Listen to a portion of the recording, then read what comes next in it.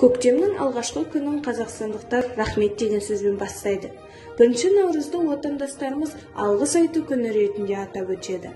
Аталған мереке елбасының қолдауымен 14 наурыз 2006 жылы санды күйде енді.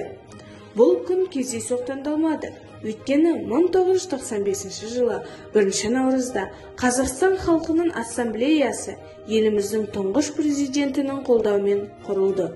Мерекенің басты мақсаты жас ұрпақтың бір-біріне деген шыдамдылық, достық пен сыйластық сезімдерін ояту. Сонымен қатар Қазақстан ұлтаралық қатынастарын нығайту.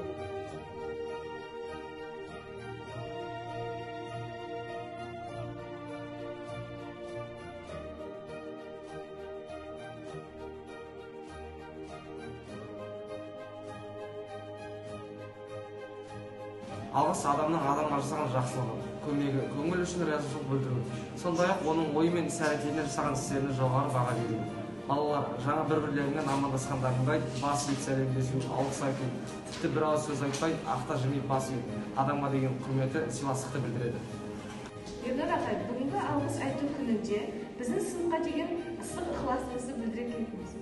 Рахмет, саламатсыздар ма, құрметті оқушылар, құрметті ұстаздар. Жалпы алғыс айту күні бізде Қазақстан Республикасының елімізде 2016 жылдан бастап қабылданған болатын. Бұл жол аясы бізде жалпы білесіздер, көп ұлтты мемлекет болғаннан кейін ассамблея құрылған. Соған байланысты 1 наурызды алғыс айту күні бекіткен болатын.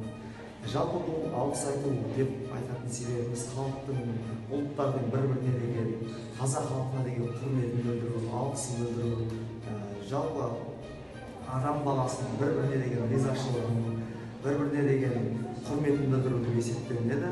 Жалпы біз қоршаған ортаға осындай халықты тұрып жатқанымызға өз алғысымызды білдіруіміз қажет. Ұстаздарымызға, ата-аналарымызға, және де мінекей сіздерге оқушыларымыз барына біз өз алғысымызды білдіреміз.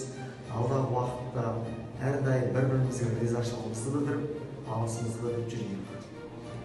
Сұрақтарыңызға рахмет. Шәкірттерім, болашағым, арманым, қанат қағып биіктерге самғағым, сендер болашағым, елімнің шексіз алғыс айтамын, жандарым. В День Благодарения я бы хотел поздравить всех учителей. Спасибо за то, что они развивают нас, помогают нам всегда и везде. Спасибо, что не жалеете своих сил, трудитесь за нас и будьте счастливы. Үмітіне құсын төрт бөлген, өзімдей асыл жанды кім көрген, алғысым шексіз саған жаным анам, әрқашан тілеуіңді тілеп.